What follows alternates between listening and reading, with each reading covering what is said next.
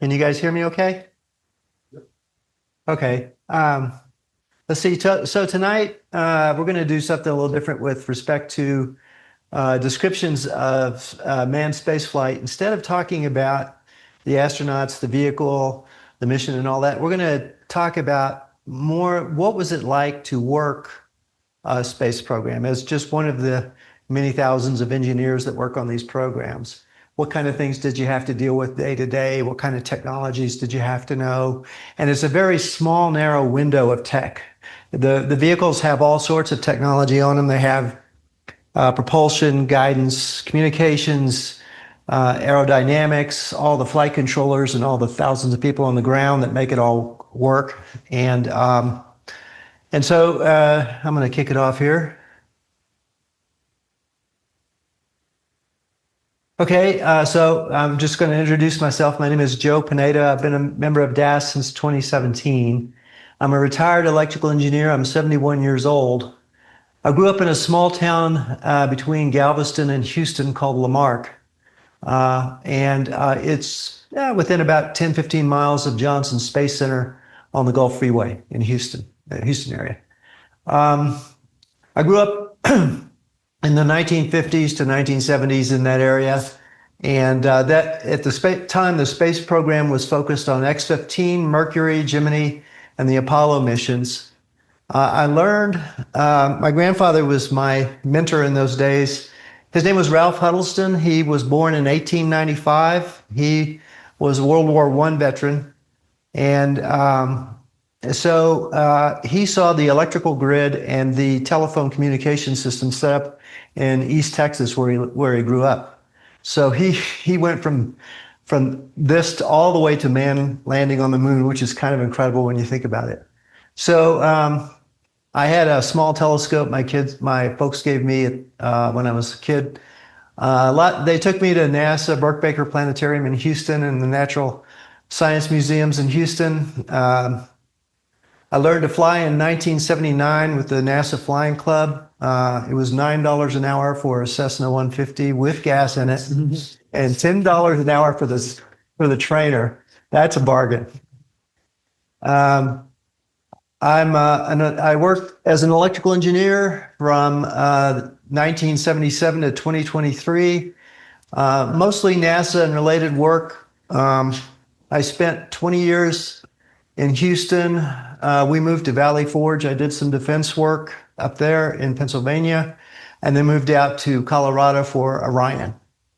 My focus is space-to-space communications, space-to-ground, and crew audio and video, antennas, signal processing, electronics. So it's mainly communications and also MATLAB modeling and simulation and mission ops, flight ops. I spent most of my career, as I said, working NASA programs. I designed hardware and with embedded software for Shuttle, the space station, Orion, the Sierra Space Dream Chaser, and NASA payloads, which we'll talk about here tonight. So, as I said, the intent of the presentation is to provide visibility of what it's like to work in a NASA program as an engineer.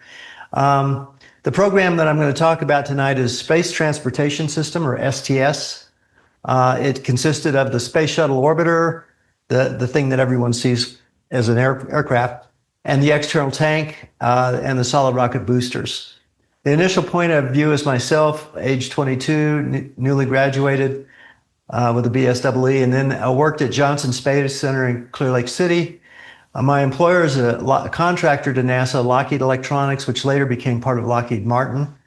I'm working as a support services contractor to NASA at Johnson Space Center Building 44 in a lab called the ESTL, the Electronic Systems Test Laboratory, which was a comm lab.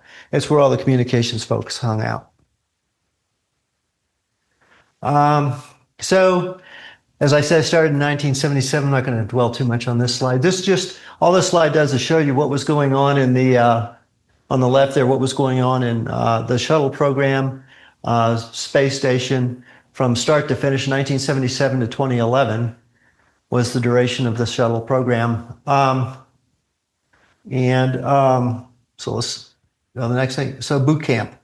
It didn't. So when you show up out of school and you don't know anything, first you have to. They convince you that you don't know anything. NASA in that area had NASA comm subsystem managers like audio, video, S-band, Ku-band, all sorts of communication systems, UHF. They had PhDs, subject matter experts, coding, synchronization, RF, microwave design, antennas. And they had facility management, test directors, analysis experts, safety, reliability, and quality assurance designers, system architects, interface folks to spacecraft, ground, and flight ops, and the astronaut office and the Space Transportation System Program Office, which is in Building 1. I always thought of those folks as easy to work with, well-educated, and patient above all. They were really nice folks. Most of the contractors were Lockheed, but there was also Bendix, Westinghouse, RCA, Ford was there, Ford Audiotronics, and lots of others. Many of the folks in that building were legacy Apollo. So in 1977, the last flight, I think, on the moon mission was, or Apollo was Deke Slayton's mission, the Apollo-Soyuz test project. So they were still writing final reports for Apollo, and I actually got to see some of the Apollo radios. When you see those things, you wonder how they ever got to the moon. I mean, the S-band radio was literally the size of a footlocker. It was big. And they only had one of them. That's why they had that UHF array on the service module. That was their backup. The first person I met was like Sergeant Carter on Gomer Pyle, but he was a real sharp guy. He was a retired U.S. Army Air Corps, which is now called the Air Force. He was a World War II vet, and he had a unique way of telling me that I was doing something wrong. So I'll leave it at that. Let's see. The first thing you learn is that you don't know anything. Then you go looking for people that do. And it works out really well that way, because then you become integrated into the culture of the environment. Let's see. Intro to comms. Communications is what my focus was mainly. So what I'm going to do is give you as short a tutorial on spacecraft communications as I possibly can, and I'm going to use simple examples, and I'm going to show you a thin slice of comm, but you can extrapolate from that to get to a lot of other things. I'm not going to talk about anything sensitive. There's some of the stuff that might be used on future programs, so I'm going to be careful not to get too detailed. We're going to talk about what is radio, what is an electromagnetic wave, radiometrics, how to get information on and off a radio signal, synchronization, and forward error correction, which is kind of cool. So what is radio? Radio is the wireless transmission and reception of electrical impulses or signals by means of electromagnetic waves. The use of these waves for wireless communication to transmit electrical impulses into which sound is converted, or a radio message. It includes a radio receiving set and a transmitter. Assume the message conveyed can be sound, but it could also be digital data, imagery, or other message of interest to the receiver. What is an electromagnetic wave?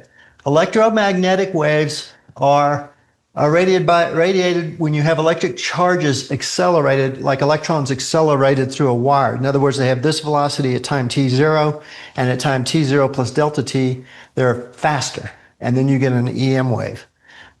EM waves are composed of oscillating magnetic and electric fields at right angles to each other, 90 degrees, and unlike sound, EM waves do not require a medium to translate through, although they are sensitive to medium, but they don't require it.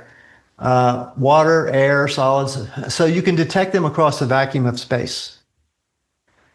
So what are wavelengths and so forth? So wavelength is the speed of light divided by the frequency, and mankind defines bands of frequencies with similar characteristics. So if you look at the image there, my hobby with DAS is optical band. Where my job was down in the radio and microwave band.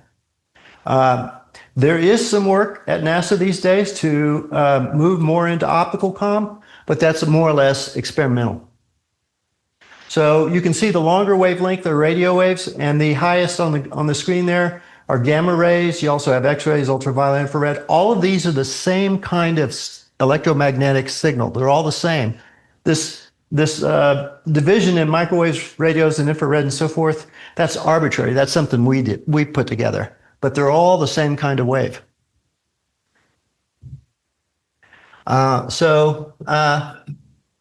I'm going to talk tonight using an example. The example is Titanic. So why Titanic? Because it was a sad story. The reason is that there were two radios on Titanic, a prime and a backup. Shuttle had prime and backup systems. All spacecraft that NASA put together do. At the time, the vehicle Titanic was considered state-of-the-art. Shuttle was state-of-the-art. The radios were the best that could be made. They came straight from Guglielmo Marconi out of Bologna, Italy. And basically I have a job because of that guy. The Titanic radio operators were Marconi Company employees, not White Star Line staff. And they were responsible for managing the radio transactions between the ship and shore and other ships. So after the iceberg hit, the chief operator was Jack Phillips, who was 25 years old, and a junior operator named Harold Bride, who was 22 years old.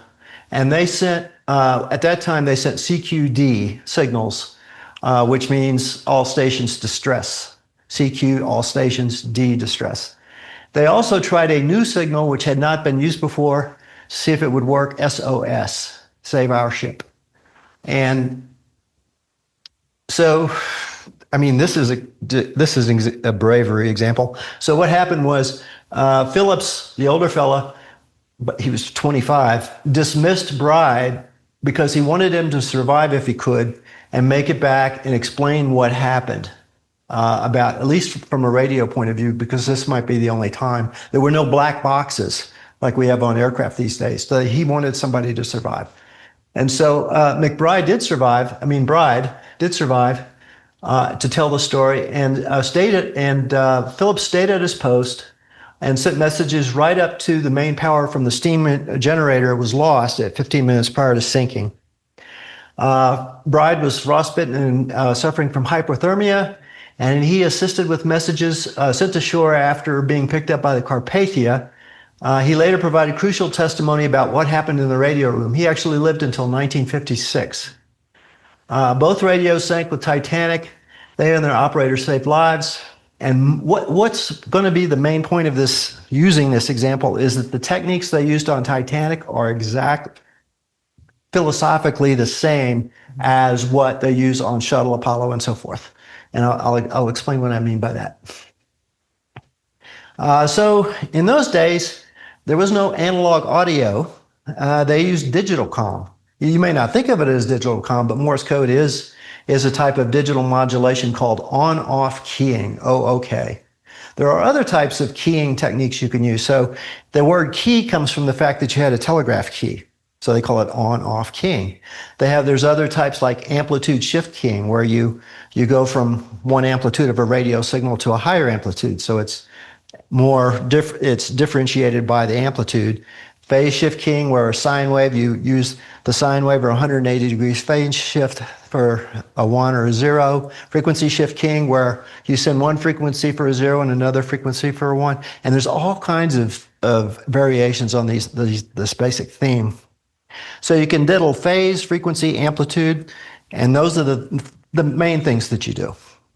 So the Morse code was the code first invented by Samuel Morse in 1832.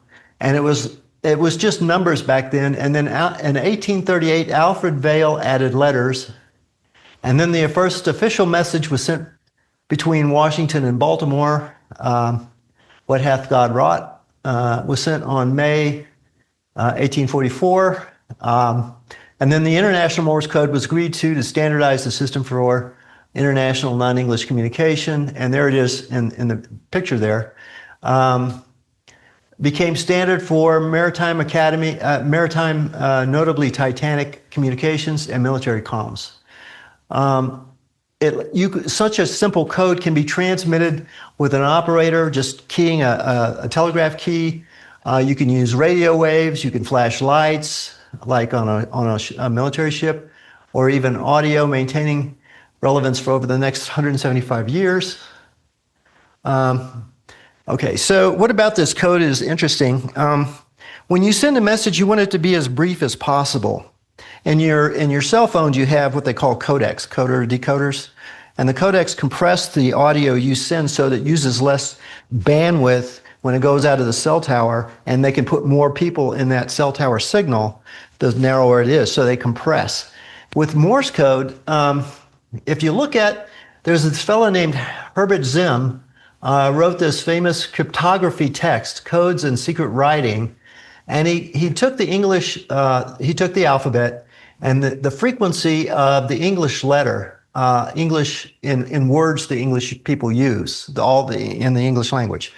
And if you look at this, the order is the letter E followed by T-A-O-N. Those are the 5 most popular letters used in the English language. So if you look at how they're coded in Morse code, you'll notice they take up, with some exceptions, they take up the least amount of pulses, dits and das, in telegraph.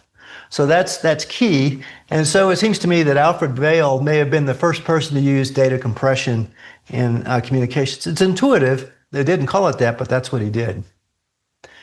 Okay, so how did they transmit? Titanic used what was called a spark gap telegraph transmitter. So what I have here, I'm assuming that some of you may be able to look at that schematic and understand what's going on, but I'll go through it real quick. I'm going to stand here and point. So when the telegraph operator keys, a high voltage goes across this resistor here and begins to slowly charge up this capacitor. This capacitor is building up a charge. And sooner or later, the voltage across these 2 plates becomes so high that it will ionize the air in the spark gap that's connected to it, and you'll get a spark. That spark will introduce an impulse into these 2 components here, and you get that acceleration of a charge that we talked about earlier, and then you get radio waves. So because you have acceleration of charge, you get radio waves. Now this particular circuit with this capacitor and this inductor is called a tank circuit.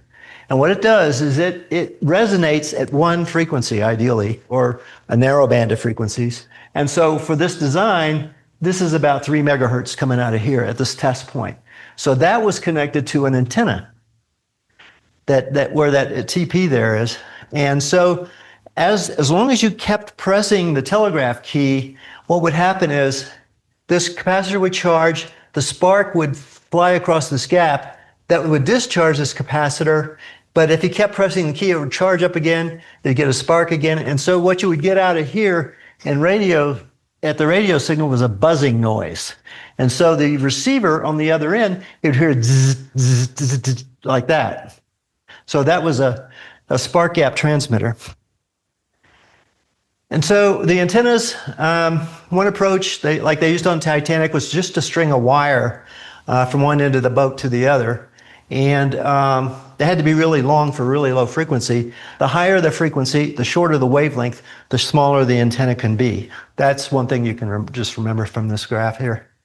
Okay, so what happens to the radio signal when it leaves the antenna? So it radiates in all directions, not equally, but close to equally. So if you assume the distance between you and the receiver is some distance d in meters, you can calculate how much the signal is lost. So for example, take the light from a star. The light from a star falls off proportional to 1 over the square of the distance between you and the star. So that means a factor of 4 or 6 dB every time you double your distance. So 1 foot to 2 feet is 6 dB of loss between the transmitter and receiver, or 1/4 the power. 1 mile to 2 miles, 1/4 the power. 100 million light years to 200 million light years, 1/4 the power. That's how it goes. It makes sense because it's spreading out in all directions. Now, if you have a focused antenna like a dish, you get gain added to that. But this antenna was essentially had a toroidal pattern because it was just a wire. The receiver is responsible for converting the radio signal back into electrical signal that can be interpreted. So the receiver antenna on the Carpathia, in this case, is the same basically as the one that's on Titanic. They didn't have tube amplifiers in those days, so there was no electronics or tubes. That would show up later in World War I.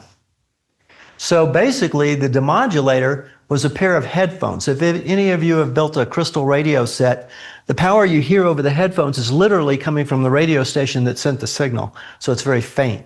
You need to add an amplifier and filtering to get the sound you would normally hear off a transistor radio. So the operator on the Carpathia's got his headphones on and he hears CQD. And he writes down, he waits for a pause and he sends back, send me your position, number of souls on board, condition, location, all that kind of thing. But all of this, and this is probably the most important slide in the whole thing, is this thing that you can't read because the text is too small. So the operator, the demodulation, think of the operator on Carpathia as a computer. He hears the beginning of a radio energy buzz and thinks the beginning of a message. He hears the buzz stop and makes a judgment call as to whether it was a dit or a da, since it's Morse code. Okay, so then he listens for a silence. So that first thing is called demodulation. His brain is listening to the sound and turning it into ones and zeros or dits and das, however you want to interpret it. The character sync, he listens for a long silence or short silence and decides if it's the end of a dit or a da or the end of a character, if there's a long enough pause, or just the middle of one. So that's called character sync.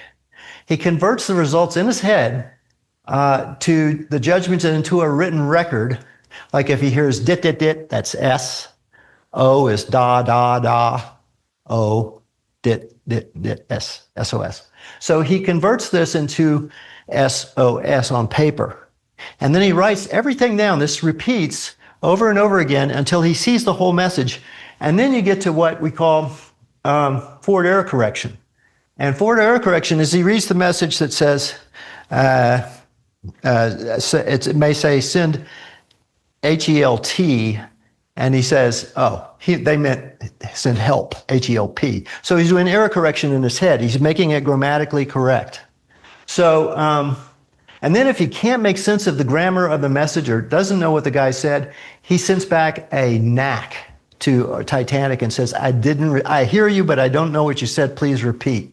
If he did get the message, he could say ACK, message received. There's actually NASA protocols that use an ACK-NAC error correction. So for example, if you're doing error correction, it's entirely possible that the computer way out in space, say Voyager, won't receive a message because it's so far out. Well, in that case, you've exceeded the capability of the computer on Voyager to correct errors that it received. It's just garbage.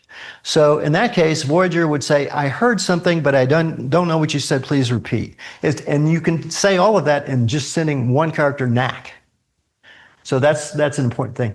So all of this is what goes through the Titanic and the Carpathia operator head when they're translating all this message. CQD, all stations distress, SOS, save our ship. And then the recovery operation proceeds. They know what to do. So now we're going back to the future. We're going to go back to 1912 to Shuttle. So this basically is 65 years after Titanic. It's amazing. It's 65 years. We had already gone to the moon by then. Anyway, the world is a funny thing. So the physical issues affecting the design for Titanic, the speed between it and another boat, I put down 0 to 27 plus knots. That's not entirely accurate because if the boat's going the other way, the speed could be twice that if they're in opposing directions. But that, 27 knots for a ship that big is pretty good. Okay, so for Shuttle, the speed is about 15,207 or more knots. between it and, say, a geosynchronous satellite or a ground station. And then the impact for the shuttle is that you have that Doppler offset caused by the difference in velocity between the transmitter and the receiver. So your receivers and your transmitters have to be able to dynamically adjust their transmit frequency and receive frequency so as to compensate for the frequency offset. It's a neat trick. Also the primary radio range. So because they were using 3 megahertz and because the carrier frequency at 3 megahertz will bounce off the troposphere and go over the horizon, they could go 250 to 400 nautical miles during the day, and at night when the atmospheric conditions are better, 1,000 to 2,000. So when Titanic was sending CQD, there's a report that they were hearing them in Greenland, given where they were. That's pretty far, and it's kind of amazing that worked. Let's see, for shuttle, it's 8,000 nautical miles, or up to 20,000 nautical miles, depending upon whether you're talking to a ground station or or directly under a satellite or on the horizon looking at a satellite. So it's just a bit of a geometry problem.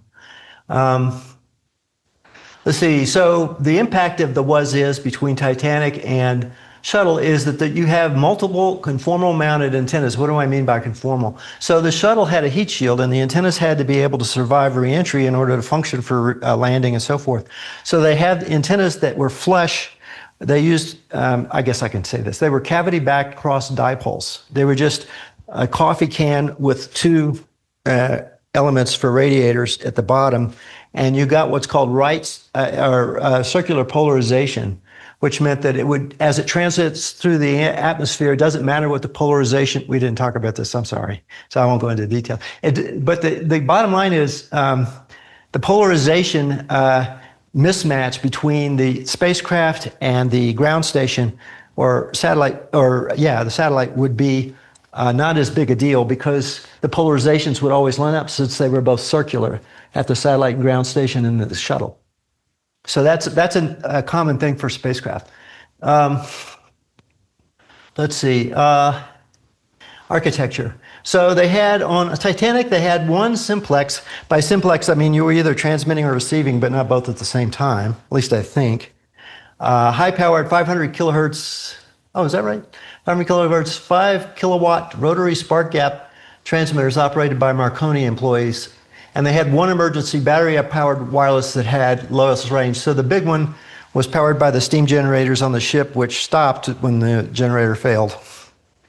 On Shuttle, it's full duplex, dual redundant, prime and backup, communication for digital voice, commands, telemetry, tracking. You can get some tracking data from the signal, like the Doppler that you see coming from Shuttle will tell you something about its position and its velocity. And they had other things in the signal that would allow you to determine where it is before they had GPS. So there's a lot of radiometric stuff that they can do. It also had a UHF voice system, or just old-fashioned AM, push-to-talk. Back for the chase plane, they had T-38s flying chase on approach and landing. And the air traffic control comms, just in case, you never know. And in case so they had aborts, transatlantic abort and abort once around and landing. If they landed in Madrid or some other place, they needed to have a way to talk to the tower and say, hey guys, this is Shuttle, we're dead, stick, clear the runway.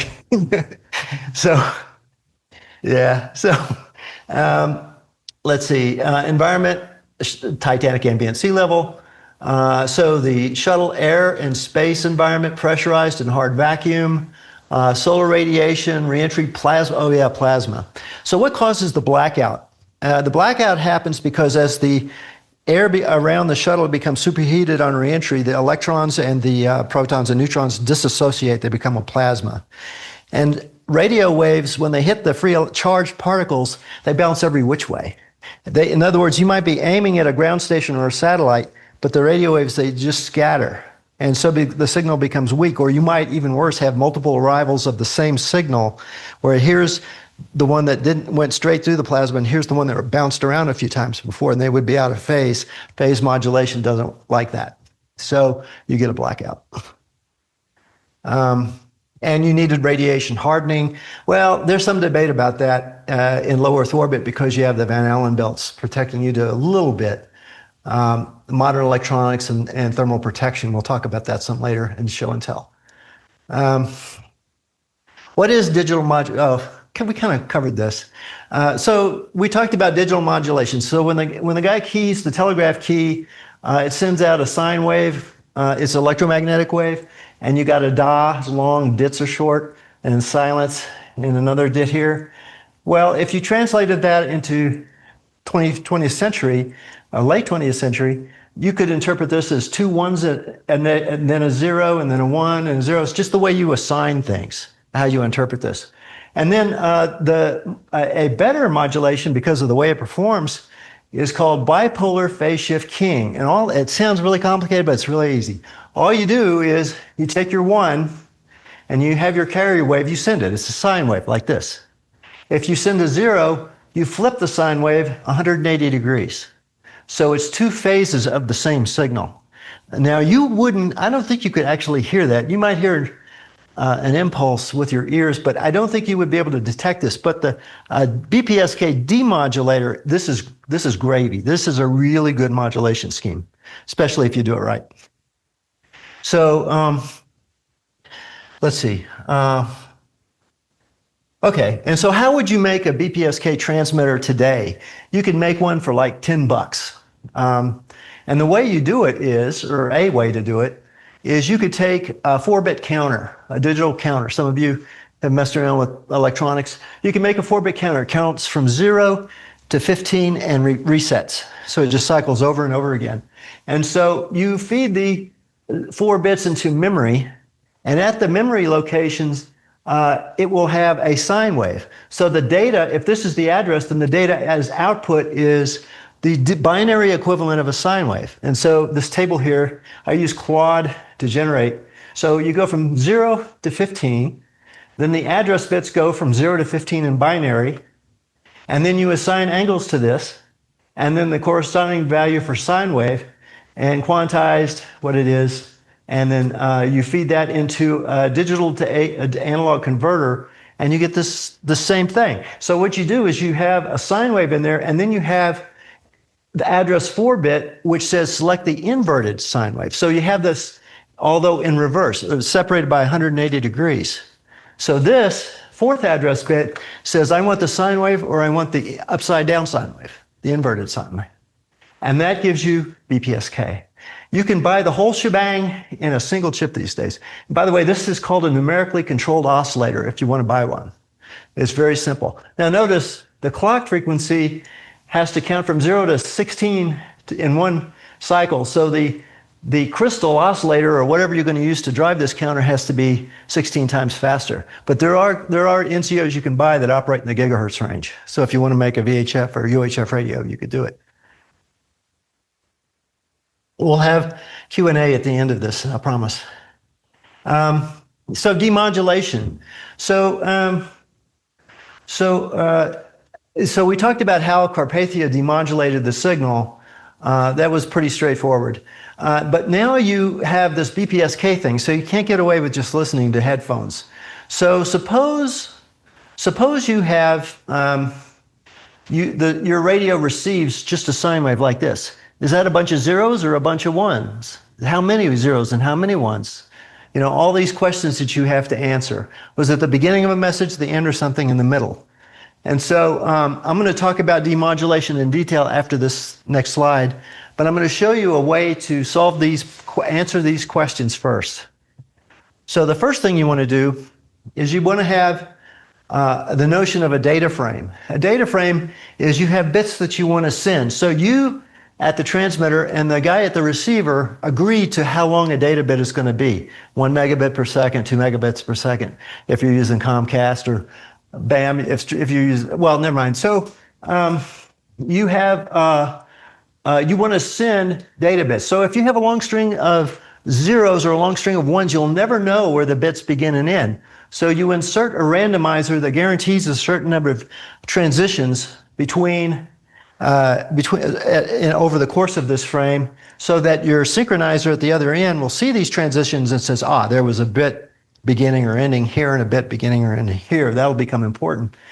And then at the other end, you have a de-randomizer.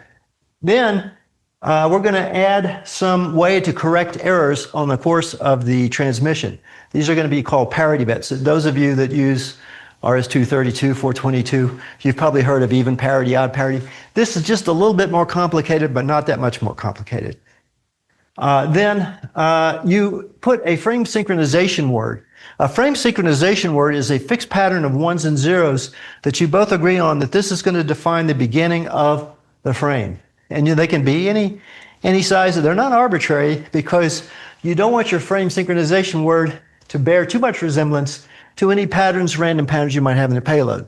So there are ways to do that. I won't go into the theory behind the generation of, I will just show you some examples of what that is. Now here's the part about the demodulation. How do you take that sine wave and turn it back into ones and zeros? What you do, in the simple explanation is, if you take two sinusoidal signals and you multiply them together, you'll get the sum and the difference in the frequencies. So two sine waves in, two sine waves come out. One sine wave is the sum. One sine has the sum of the two frequencies, and the other sine wave has the difference of the two frequencies. So what happens if, in a BPSK demod, what you can do is you can multiply the incoming signal by the exact frequency phase sine wave that originally went into generating the transmit data. And what happens is, the sum and the difference, the sum is going to be twice the original frequency, and the difference is going to be 0. What's left is the modulation. So cosine, you have cosine of 0, which is 1, and all you're left with is the plus or minus 1 that originally went into the signal, and that is the ones and zeros you get out. With this process, there could be an ambiguity in terms of the polarity of the received message, but that's resolved when you look at the frame sync. Okay, and there's a little trick here. I didn't talk about how you generate a sine wave at the receiver that's exactly the same phase and frequency. Remember, we're dealing with Doppler. The frequencies could be offset. You've got things to worry about. I'm not going to talk about that because it's a whole universe unto itself. But if you're curious, Costas loops, square law detectors, phase lock loops, there's other ways to do this that are complicated, or digital signal processing, which is a whole nother topic. And you can recover a carrier local to the receiver that way.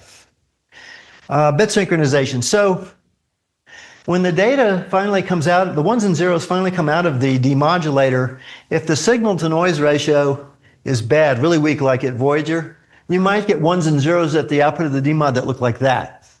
If the signal to noise ratio is high, then you get something that's still kind of hairy, but is perceptible as ones and zeros. So what you do is you use what's called a bit sync. And what the bit sync does in the case of square waves is it integrates each signal, assuming the clock is synchronous with the incoming data, it integrates each of these over 1 bit period. And because the assumption is the noise here is random Gaussian noise or normally distributed, it's going to have an average value of 0. So if you integrate noise over a long enough period, the output is 0. And if you integrate a 1 over that same period of time, the output is a 1. Or if it's a minus, the 0 down here will integrate out to 0. It's actually plus or minus 1. So the integrator output looks like this sawtooth pattern over a bit period. So what the bit sync does is, like the phase lock loop, it has the demod has a clock synchronization that will look for these peaks. It will look for these transitions and phase lock to those, and you can get this triangle wave. And then you make a decision at the end of a bit period as to whether it was a 1 or a 0 based on where it is at the end of the integral period. And then after that, you reset the integrator to 0. So this process is called integrate and null, which is what you would use for a square wave. Okay, we talked a little bit about frame synchronization. Frame synchronization, you want to have a code. So they use two things. They have correlation and cross correlation. So if you have a random or a fixed pattern of ones and zeros, say like one of these codes here, there's called Barker codes, and you do coincidence detection. In other words, you slide one and an exact copy of itself by the other, then at one particular point, the correlation peaks. That means they're exactly lined up. If you're off by one, just a little bit, then they don't sync. So that's the kind of pattern of ones and zeros you want. And then you look for this pattern to repeat at a certain specific interval. And in a noisy situation, you might have a situation where you have to make a decision on how many bad frame syncs before you declare yourself in and out of lock. This is called a frame sync strategy, and they studied that a lot at JSC. Forward error correction. This is a lot to take in a short time, so I'm sorry. But anyway, I'm going to give you a simple example. And one of the things I did for Orion was I led the trade study on the code that they used, forward error correcting code they used on Orion. And it was a 1.5-year study, and it was hard. So suppose you want to send 0, 1, 0, 1, 4 bits in a row like that. What you do, one way to correct errors is to take the codes and put them in tic-tac-toe. Everybody knows tic-tac-toe. Then you assign a set of rules to add those numbers together. In binary, we're going to use, it's called, what you would call this, what a French guy named Galois, Galois, Galois, I guess. And so he had these things called Galois fields. And in decimal, 1 plus 1 equals 2, 2 plus 2 equals 4, 1 plus 9 equals 10, so it's 0, carry the 1, and you get the extra 1 at the beginning. In binary, 0 plus 0 equals 0, 0 plus 1 equals 1, 1 plus 1 equals 0, carry the 1, but we're going to throw that other 1 away, so 1 plus 1 we're going to say is 0. And so what you do is you add 0 to 1, and you're going to create a parity bit in blue here called 1, because 0 plus 1 is 1. And then you take this 0 and 1, and you get the same answer. 0 plus 0 is 0, 1 plus 1 is 0, 1 plus 1 is 0. And you fill in the rest of the tic-tac-toe that way. Now you've established a linear dependency between the data you want to send and these parity bits. These parity bits are functions, we would say, of these bits here. So then you would take all of those bits, and you transmit your, for example, the 4 data bits first, and then you take all these other parity bits and you transmit them in sequence that way. Then at the receiver, you just rearrange them into tic-tac-toe pattern. So suppose there's a single error right here. A bit got flipped somewhere in the transmission, and for whatever reason. What you do is you test the linear dependency, the algorithmic relationship between the data you sent and the parity bits. You draw an oval around wherever there is something that doesn't work, like 1 plus 1 does not equal 1 in binary. 1 plus 0 does not equal 0. Where these ovals intersect, that's where the error is.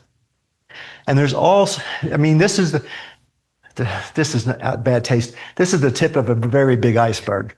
There's a really complicated process. There's so many things you can do with this. And there's a good book by J. Bibb Kane on error correction, and NASA had their handbook for error correcting codes. And the code we worked with one of your buddies to make it work. Okay. So there you have it. Oops. Basic comm theory in 8 slides. But there's a few things we didn't cover. It just goes on and on. But we did cover enough to understand what the lab at JSC was trying to do where I was working. So back to that, the ESTA work. So this is more prose and story-like. The ESTA, the lab, Electronic Systems Test Laboratory, was founded in 1963 near the end of Project Mercury. It was established, this is from NASA, this is their prose. It was established to fulfill test and verification needs that developed manned spaceflight communication systems involved in complexity and capabilities. I'm not going to read all of this to you, but I want to point out this. They established a lab that's unique in the world, and no one else has anything like it, I guarantee it. It is, even if you understand what's in it and how it works, you would spend years to try to recreate that capability, or at least that's NASA's position. And it's still there, they still use it, and it's used as a gold standard test to verify and validate communications hardware for spaceflight. Here are the links they test, or they were testing when I was working there. So the Space Shuttle Orbiter, an EVA astronaut, the UHF link, a link to some of the remaining ground stations that were around during Apollo, a link to the TDRS tracking data relay satellites at Ku-band and S-band, the Orion, the International Space Station, also space-to-space communications link. By the way, Orion, and one of the things that a lot of people don't appreciate is it's one of the first NASA spacecraft which has the ability to talk to another like it. So the transmitting frequencies and receive frequencies have to invert, and that's a big deal because all the RF equipment in the RF front end of the radio have to be able to flip their role from transmit to receive. That's a big deal. And then, and the TDRS ground stations around the world, and then Mission Control Center. And so, but the basic philosophy of how they do things is you have your test transmitter or your test receiver, or whatever you're using to test. You have it, they create what they call an RF path. It could be coaxial cable, it could be waveguide, it could be a hat coupler connected to an antenna, it could be just about anything. And they compare the received signal output to what was actually sent and determine errors as a function of signal to noise ratio. So signal to noise ratio could be produced, lower noise could be produced by signal fade, it could be produced by Doppler, false locking to a bad signal, adjacent channel interference, co-channel interference, interference from all sorts of sources like cell towers, which also operate adjacent to the NASA bands. And that's a big problem. There's actually a Verizon cell tower right next to pad 39, A and B. Who thought of that? This was during Trump's first term. So on Dream Chaser, we had to put a special filter on the vehicle just because of that. Anyway, so my role, when I was there, I was what they called a test project engineer. I was one of 4 guys that did that. So my job was, I had to write test procedures and lay out how the equipment was going to be connected, interpreted and presented to results, stand up to NASA, understanding the lab, ground, and space hardware and the capabilities, coordination with hardware developers. Sometimes they wouldn't be too happy if we reported that their hardware wasn't working, and that did happen. Various contractors and other NASA facilities. You might have a link to another facility at JSC or the TDRS ground station or Goddard Space Flight Center or some other place, and you had to be able to coordinate with those sites, supporting various vendor design reviews. So if a vendor was building something for you, they typically had preliminary and critical design reviews, and they say, we claim our hardware will do X. And then you might say, well, your results show that you did X minus Y, and that's not acceptable or it's out of spec. And then they would have to get together with NASA and they would caucus use as is, fix it, how much would it cost, what would the schedule be, and there's a lot of trades you have to do. It can be a really hair-raising time. So the scientific method and the ESTL method. Most of you have heard of the scientific method: observe, question, hypothesis, experiment, conclusion, and results. At ESTL, the hardware vendor would make a claim. We claim our hardware will do this performance. And we look at their hardware and we decide, can we actually test that? Did they bring out enough test points? Can we look at all the signals that they are required to support plus any others internal to the box? The test team reaches a consensus, and we do a test based on what we determined about testability. We look at results. We would write a report, and if it was good, it would go to the launch pad. If it wasn't, it would go back to the vendor, or there would be some disposition by NASA. Some of the types of tests performed at ESTL. The one that everybody thinks of when you look at a radio, for a digital radio, is bit error rate. Basically, it just says, what is the probability of a bit being in error as a function of signal to noise ratio. And if you do it in MATLAB or modern simulation, you do what's called a Monte Carlo, where you take a random process of ones and zeros, and you adjust the signal to noise ratio in the simulation, and you generate what the expected value for the probability of error at a particular signal to noise ratio. At NASA, in this lab, it's a hardware Monte Carlo.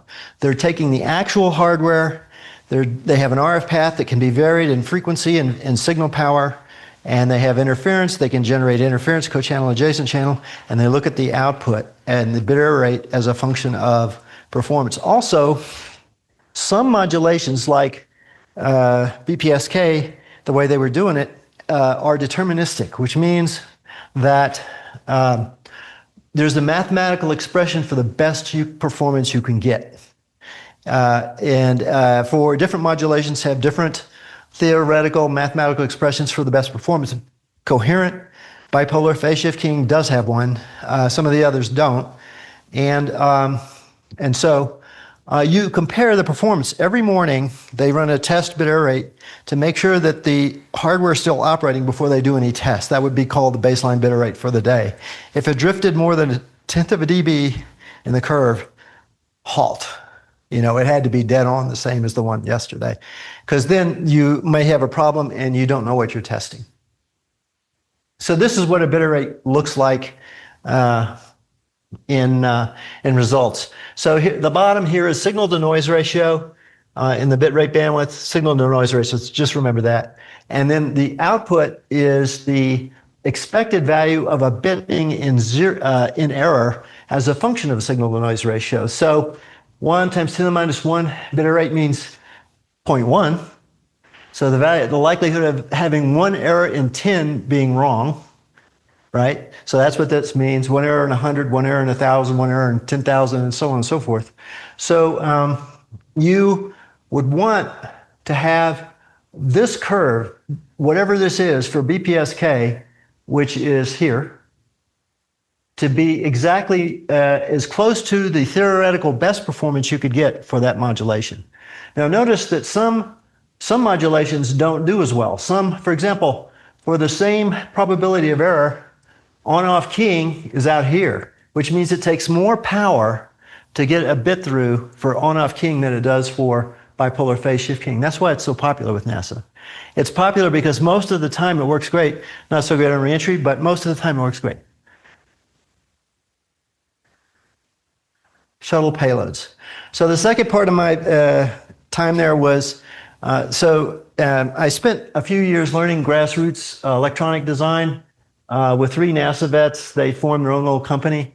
And they, one program office guy and 2 guys from the comm shops at NASA. VHF, UHF radio design. I learned embedded control processing, video, and satellite work. They sold their company to space industries. 2 of the principals there were Dr. Max Faget from Project Mercury and Dr. Joe Allen, a shuttle astronaut. So I went with that group to space industries. What their business was, at the time, Shuttle was fully operational, but space station was behind schedule. So they had some space to fill. This is surmise on my part. I don't know that that was why they created this, but NASA created 13 Centers for the Commercial Development of Space, or CCDS sites, which are centered at universities. There may be more now, I don't know. So space industries got a contract with the Space Vacuum Epitaxy Center, CCDS, at the University of Houston, and another one at Alabama. At their CCDS, free flyer payload, which means the shuttle would pick it up out of the payload bay, release it, and then pick it up when the science was done, put it back in the bay, bring it back to Earth. So that was a solid state physics experiment called the Wake Shield Facility. And the point of it was they were going to grow, a silicon substrate they make chips on. So they were going to grow thin films, deposits, sputtering onto thin films in vacuum, in high vacuum. And not just space vacuum, but even higher, and I'll show you how in a minute. The University of Alabama was for commercial, there was a commercial refrigerator incubator module, or CRIM, Now I think they call it the CPCG, Commercial Protein Crystal Growth Experiment. So proteins are big molecules, and they don't self-assemble into crystals on Earth because of gravity. They're big. At least that's my understanding of the science. And then, but in orbit and microgravity, they will. It has some sort of pharmaceutical application. I don't know. But my job was to do the temperature control system for the CRAM.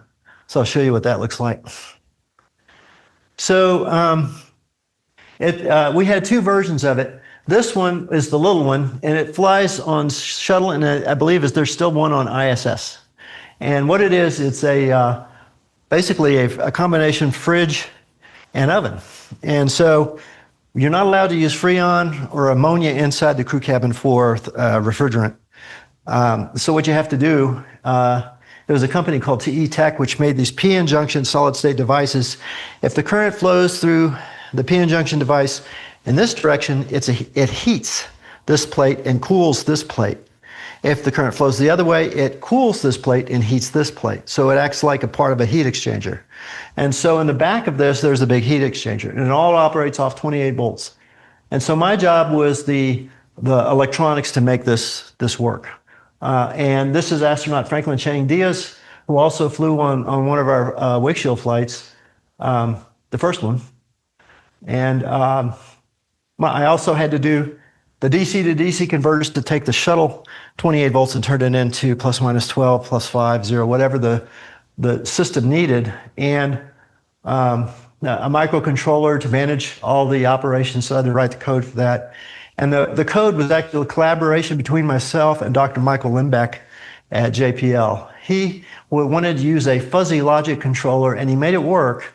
And what it was able to do was hold the temperature within plus or minus 0.1 degrees centigrade. Most of the people at the time were using PID controllers, which is another type of, and you're always endlessly tuning it. This was more deterministic. So it had an LCD display, it had some control buttons that were lights as well, and it became a regular feature on shuttles. It's been up there a lot of times. I lost track. And so this is astronaut Franklin Chang Diaz operating the experiment, which is this red section in here that's not part of the CPCG. Okay, the wake shield facility. The wake shield facility flew 3 times. STS 60, 69, and 80. STS is Space Transportation System. The wake shield facility is this dish thing up on the top. The cross-bay carrier, which supports it in the payload bay of the shuttle, is everything else. And so these are 2 getaway special canisters where, in this case, Iowa State flew some material science experiments. So my job for this was, let's see, I did the radios. So the cross-bay carrier had radios on it. It had antennas on it. So we didn't use the shuttle payload antenna or any of their payload comms because the SII could not afford the $1 million for their radio that they were going to get from Southwest Research. So the radios for here and also on the free flyer cost $86,000. And they were frequency shift keyed. They were very cheap. And let me tell you something. At the time, the slogan was faster, better, cheaper. At the end of this, it was faster, better, cheaper, pick any 2. Because you spend more than $1 million taking junk and make it work like $1 million radio. It's just not worth it. So if that was a lesson learned. This is astronaut Ron Siga. I think he's a Air Force general now. And this is Dr. Alex Ignatieff. He was the head of the Space Vacuum Epitaxy Center at the University of Houston. And so down here you can see some nitrogen bottles. So this cone-shaped thing was designed to keep this area where the science was done absolutely clean. So it was a nitrogen purge. And it was before and after. And so they would bring it back to Earth. They would unload this thing, ship it back to Houston, and then Dr. Ignatieff and his team would assess results. So the idea was to grow ultra pure thin film. So here's a picture of, I think this is STS 80, our last flight. And here is the wake shield in the payload bay. Here's the 2 getaway special canisters. I had two general purpose computers that I designed for this particular experiment for Iowa State. It was just an 8186, 8187. CPU card was on a Eurocard backplane. There were two of them, one in here, one in here. And the shuttle, the wake shield carrier communicated with the payload signal processor on shuttle using RS-422 and a 16 kilohertz carrier that was BPSK modulated. And then these are laser targets for optical cues for the crew. Here's one of my radio boxes here on the free flyer, and I'll show you what this free flyer is from a science point of view here. Now, so this is just after release, or it might have been capture. So they would release, they would release the wake shield, and there was a coal gas thruster right here in the center, and it would push the free flyer away from the shuttle where it was clean, and then so it would fly out about 40 nautical miles and stop. And so then the shuttle would fly what's called gravity gradient, where the tail is towards the Earth and the nose is pointing away from the Earth, and that's a stable attitude. You don't have to fire your thrusters at all. It'll just hold that position. That means no hydrazine, no nitrogen tetroxides coming out of the thrusters, which would contaminate the science. Also notice there's no beta cloth, no thermal blankets on this. It's all just stainless out there in front of God and everybody. And so it was a clean environment. There were no wastewater dumps. They had to retain all the water on board during the mission, and it was really clean environment. So here's basically the way it was laid out. So when you're flying, this face is in the velocity vector. This is the direction of travel. At 17,500 miles per hour, the pressure here is about 10 to the minus 7 torr, really low. It's in a vacuum. But on the wake side, because of the velocity, it's 10 to the minus 14 torr. So several orders of magnitude improvement. And so what they would do in the wake is they would sputter various dopants like beryllium, aluminum, gallium arsenide, a few other substances onto a substrate which was on a carousel that rotated, well, it was like a Ferris wheel, and the Ferris wheel would rotate into position very accurately, and they would deposit the dopants on that superheated, very hot substrate. So my job was the heaters, the carousel motor, and the making it turn, and the radios, some power distribution, and so forth. So I did a motion JPEG video compression system, which was brand new in those days, using a C-Cube microsystem part. It was basically what I did was I took NTSC video off the cameras and frame grabbed each frame, the 525 line NTSC video, and then I fed it into a buffer, and then a RISC processor would compress the video into JPEG format, and then that would go out over the link. So the video from this back to the shuttle was at 83 kilobits. Not 30 frames a second, but it was okay. So yeah, let's see. And what else do I want to say? So we flew 3 times. And so did we have fun? Yeah. So in the POC, the Payload Operations Control Center at JSC, I was wake data for the mission. We had 2 U.S. Air Force colonels who managed us. Their names were, yes sir, Colonel sir. And for NASA, they were FIDOs. They were flight dynamics officers. So if you listen to Apollo 13 or any of the Apollo movies, you'll always hear FIDO, flight, this, that, and the other. That's a very important position. So they were very good at flight ops, and so they trained us, and there was a lot to learn. We did have some anomalies on a couple of things that went wrong on first mission and one on the second mission. I can answer during Q&A. For pre-flight checkout at the launch pad, the way it works is, I don't know if you guys remember, when you look at the shuttle on the launch pad, the gantry is tall, but there was a great big fat thing off to the left. That's called the rotating service structure. So what that is it was basically a door on a hinge that would fold over onto the shuttle payload bay and seal it. And you could have a clean room environment on the launch pad. They could open the payload bay doors on the launch pad and test your payload on the launch pad. So that was like the final check. And so they called this a copper path test, but they also had the astronauts wanted to operate the payload on the launch pad. So the two payload specialists and mission specialists would go up there on the launch pad when the vehicle is vertical, and they would go through the white room, through the hatch, and that would take you into the med deck. There were two decks on Shuttle, the lower deck and the upper deck, mid deck, flight deck. And so they would climb up to the flight deck, and there was some GSE, ground support equipment, just some aluminum plates that were flat horizontal while they were vertical, and they could sit on that. Well, the problem was I was the crew rep, so because I was 30 years old, I was the old guy. And so they let me be the crew rep during the mission. So if they had any questions or they didn't see something they understood, I could be there to answer questions.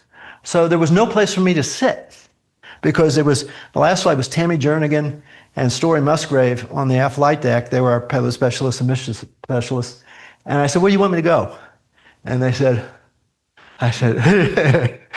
well, so this is the CDR, commander seat. And that's the joystick, and that's my hand. That was a lot of fun. So Shuttle flew until 2011. Atlantis was the last flight, I think. And it was a lot of fun. It was a great adventure. So thank you very much. Do I have something to show and tell? This won't take long. So remember I said there was a motor controller for the carousel? So I designed it, and this is it. This flew 3 times. It's a stepper motor controller and position resolver, like you might have on your telescope mount. So this is an interpoint EMI filter. It gets rid of conducted and radiated interference from the conducted interference from the board and prevents interference from getting in. These are 2 DC to DC converters also by interpoint, and they're purged with nitrogen. But all this, that's what these buttons are for. Analog devices position resolver, and 2 Signetics 8751 microcontrollers for controlling the motor and measuring the motor's position. These are constant current sources. These are the H bridges, which you have in a stepper motor for controlling the position of the stepper motor. It steps in discrete steps. And so basically you accomplish that by just switching which coil is on and what the polarity of that coil is. And so that's what this is. Now notice none of this is radiation hardened. It flew 3 times, and you notice a shiny surface. That's a conformal coat that the techs put on. And underneath it, I don't know if you can still see it. Yeah, you can. There's a little white material called cotherm that's underneath it. In space, there's no convection. There's only conduction of heat. So this is shiny because the top and the bottom are both metal. So there were wedge locks along the edge that would conduct the heat from the board, and so the top and the bottom are metal to enhance heat conduction. So the signal and ground and power printed circuit board layers are all inside this material. And it worked fine. I mean, so instead of what NASA calls EDAC, or error direction and correction for memory and radiation hardening, we used watchdog timers, which basically means if it ever hung up, we'd pop a reset line to reset everything and recover the unit without having to send a command.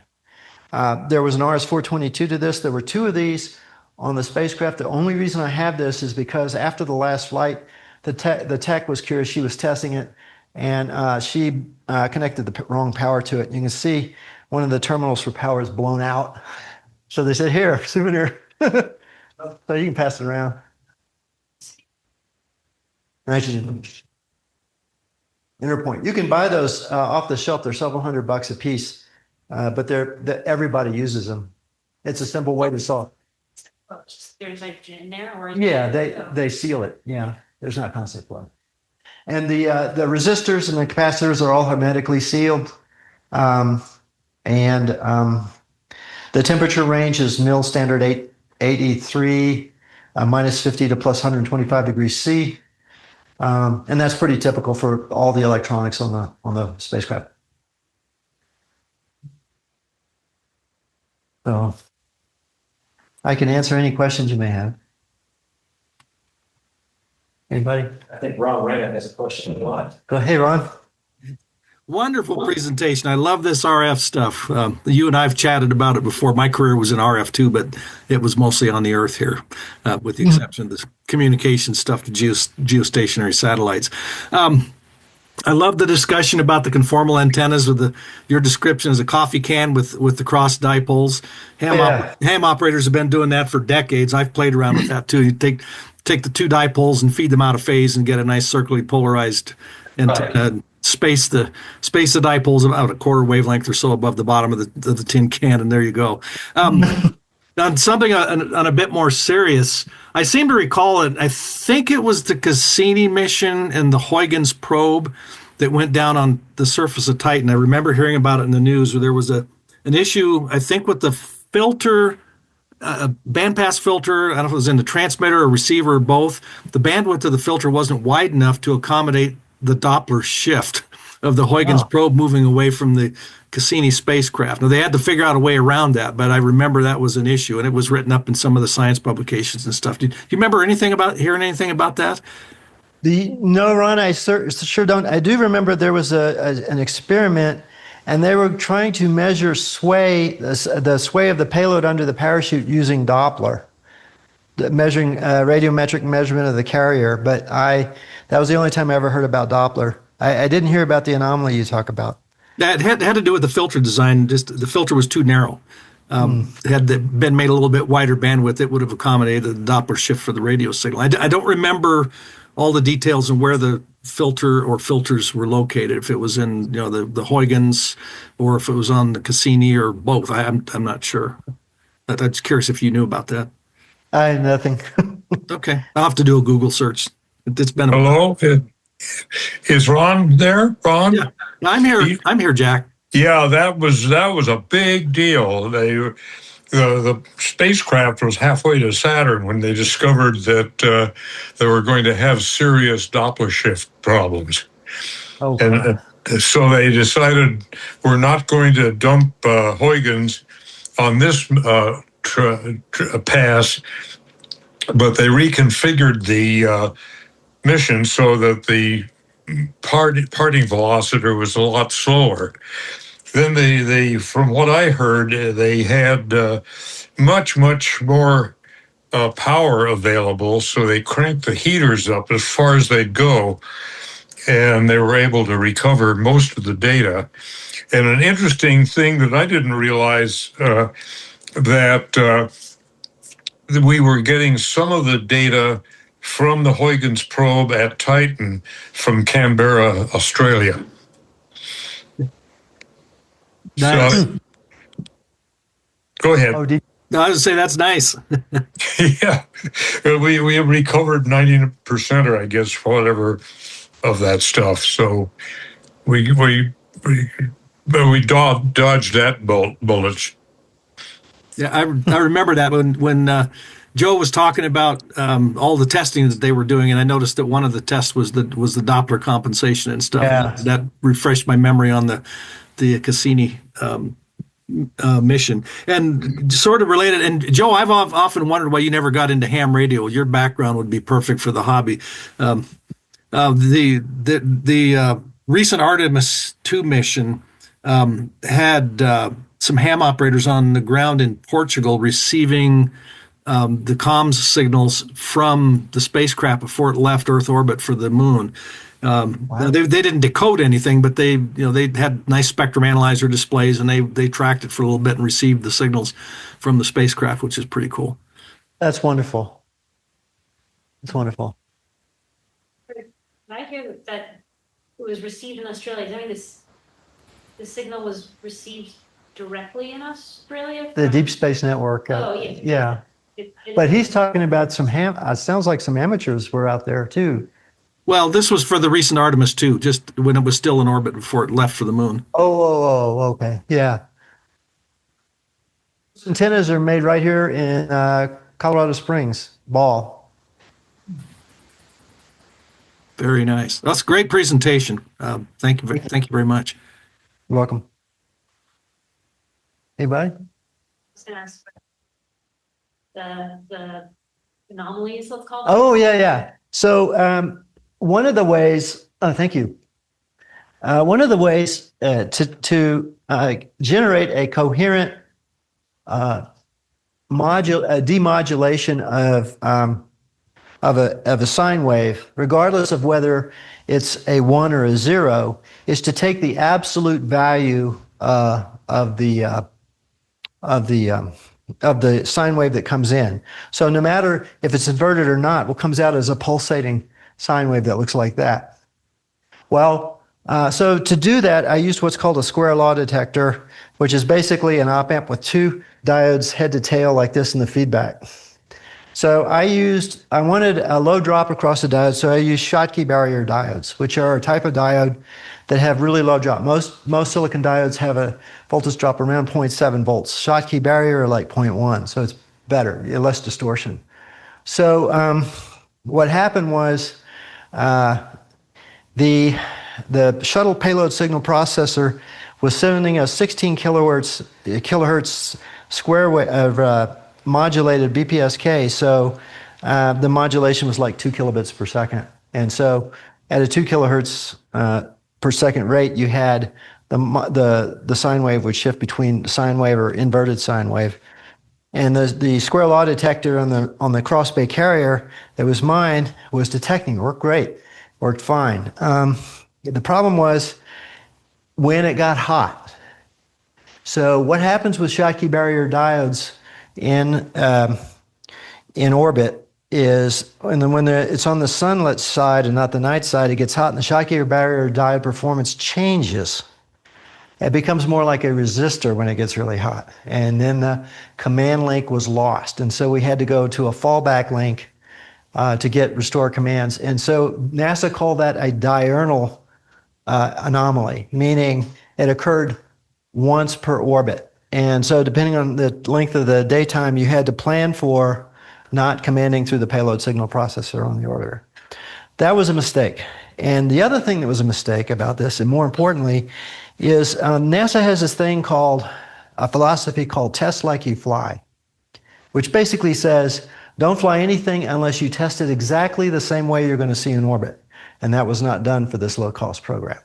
That would have been caught if we had done that NASA philosophy. So it's very important to listen to what they tell you to do and do it. And the other thing was there was one that wasn't an anomaly in flight, but it was kind of funny. The original antennas on Wake Shield were not these cavity cross dipoles. They were made in Virginia, and they were reentry antennas, meaning they had an astro quartz, which was a quartz that they used, and they had a helix antenna inside it. And around there was a stainless steel shroud. And they were, you might think they was expensive, but we were able to get them for cheap because no one was buying them. This was Virginia. I'm sorry. This was Virginia. I forget the name of the company. It was someplace in Virginia. So when we put the wake shield in a vacuum chamber, chamber B at Johnson Space Center, and we were doing thermal vac. So we take the pressure down to basically nothing. And one of the ways they do that is they fill the walls with liquid nitrogen, and it helps precipitate the air in there down to the floor, and they suck it all out. I guess that's how it works. And then, at the end of the test, the mechanical lead on the program said, okay, we're done. And he said, do you want to gradually bring the temperature back up to ambient, or do you want to it'll cost more, or you want to just flash it back? He said, just flash it back. So what happens? The stainless steel shroud around the quartz and the quartz change size independently. And we heard this loud crash, kablam. And we go in there, and the quartz is on the floor, busted. And ha, ha, ha, ha, ha. I'm glad I wasn't a mechanical guy that day. So that was one that wasn't so bad. On the first flight, there was our attitude control system used what's called magnetic torque rods, reaction wheels, and horizon scanners. So basically it was using like a gyro and torque rods, which would align with the magnetic field of the Earth to hold attitude. We didn't have thrusters or anything. So the horizon scanner would track the limb of the Earth, and from that you would know your attitude. There was no star tracker. Anyway, so the attitude control system was off the shelf. Came from a company in New York called Ithaca, and they were in Ithaca, New York. And they put the bad resistor in one of the guidance boards, and we lost control of guidance on first flight. So our first flight, we were unable to separate from the arm. We had to stay on the arm. We did some science there, sort of verifying all the systems worked, but that was a big disappointment on the first STS-60. On that flight, it was Ron Siga was the payload specialist. We had two mission specialists, Franklin Chang Diaz, and a Russian. His name is Sergei Krikalev. I got to meet this guy. He was on Mir. He launched and went up to Mir in 1991. At the time, it was the Soviet Union. And then when he came back, guess what? He could not come back to the Soviet because it's gone. And so they kept him up there an extra long time. And the man almost never made it back. I met the guy. He was amazing. He was by the book, diamond coated hard, you know what, and really interesting fellow. Anyway, that's it. Any other questions?